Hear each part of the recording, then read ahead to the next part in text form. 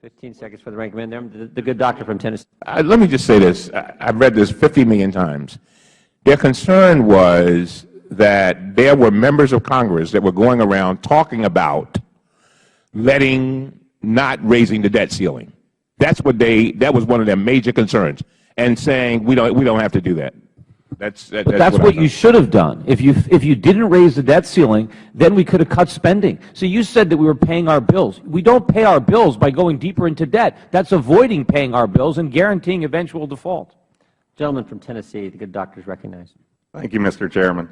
I was one of those guys going around saying that we shouldn't raise the debt ceiling without significant cuts. And we saw what happened because we didn't get significant cuts. And I'm all in favor of rebuilding our infrastructure and making our bridges safe. We had a bridge in Minnesota that collapsed years ago, and that's become the poster child for our failing infrastructure. We have millions of bridges that work just fine. But the point is, what I don't get is how we're going to pay for this. We continue to borrow and spend money. We've got a stimulus 2 coming up that we need to talk about here a little bit to see if it's feasible and how it's going to be paid for. But I do agree with Mr. Cummings that it doesn't matter really where these regulations came from. The fact is that there's too darn many, and in the American Jobs Creators Tour and my stops across Tennessee, the #1 complaint and impediment to job growth, according to the 30-plus industries I've visited, is that we need to get government out of the way. And we're simply not doing that with this. We're looking at 219 new regulations by this President costing over $38 billion, and this new plan that was just proposed is going to show an increase of 10,000 new regulators a year. Certainly that doesn't seem to be solving the problems that we're set out to do. As far as paying for this, Dr. Boucher, you said that it's time to increase taxes on the rich, or we're going to get back into this let's spread the wealth mentality to get ourselves out of the problem. How exactly do you think that is going to solve the problem? And as far as the taxes on the rich and the removal of the deduction in the charitable contribution area, can you comment on that and how you think that's going to solve the problem? Thank you. As many of us have talked about today, we clearly have a long-term deficit problem. We have a gap. We have a challenge there. One of the things that we've seen over the past few decades is that America has become a fairly low-tax country, and one of the things that we've done is that we've extended these tax cuts on the wealthiest. Well, let me interrupt. Do we tax too little, or do we spend too much as a government? I mean, look at our deficit. Exactly. Relative to other countries, we are a relative low-tax country, and we are not a relative high spender. Are we a high-spending country? No. We're not? No. Well, how did we get in this relative mess? to our GDP and relative to other countries. No. I mean, I would be more than happy after this to send you a series of charts that document this. Do you think that taxing or closing the loophole on charitable contributions is going to hurt charities?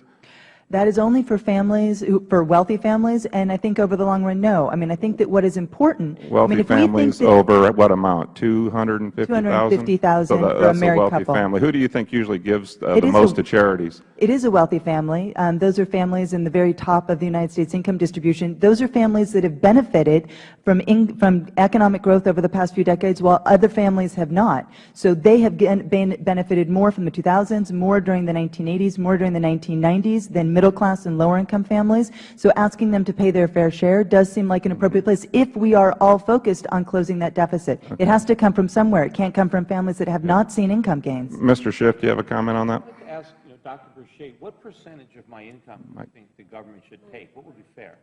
Make sure your mic's on, Mr. Schiff. Yeah, what percentage of my income should the government take? What do you think would be fair?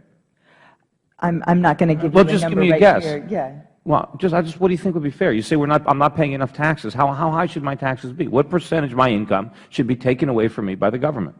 We have a progressive income tax right, but structure. Just what do you think would half? 60%, 70%? How much should they take? Wow, well, that is so far beyond. Well, we're going to wait. But I'm just, hang on. Let me say that taxing the rich. The gentleman from Tennessee has the time. Yeah, I'll just interrupt. Taxing the rich is a great idea till the rich run out of money, and that seems. Well, no, my problem is I'm already almost paying half my income in taxes right now. Hang on a second. That is impossible. No, it's not impossible. Correct. No, it's not. Okay, let me, Mr. Chairman. Let's shift gears for 1 second because this is going to go on forever. Dr. Boucher, do you feel that government, Dr. Boucher, do you feel that government jobs create revenue? And I think you said that the stimulus one had the majority of jobs created were private sector jobs. Do public jobs create revenue, or do they just cost the taxpayers money? Recovery dollars that go out to communities to, say, build a bridge. You hire engineers, typically in the private sector, some in the public, some in the private. You hire contractors, you hire people that do concrete. You hire a lot of folks in the private sector, and then that has spillover effects. So that if you hire that person who has the concrete, and then they go and they have more money, and so they spend it in their community, that's how those private sector jobs are created, both directly and indirectly. Mr. Schiff, do you feel that's a good return on your investment to spend those tax dollars that way? I mean, what's your chance of making a profit? Well, first I want to point out that 99% of my income is taxed at the marginal rate. So the marginal rate is my rate. And if the Federal Government has taken 35% of my income, and then another 3% for Medicare, that's 38, and then when I have the State of Connecticut now almost 7%, over 45% of my income in tax, and that's before I pay any property taxes or sales taxes or anything else like that. And if you raise my taxes much more, that's it. I'm done. We will make America great again.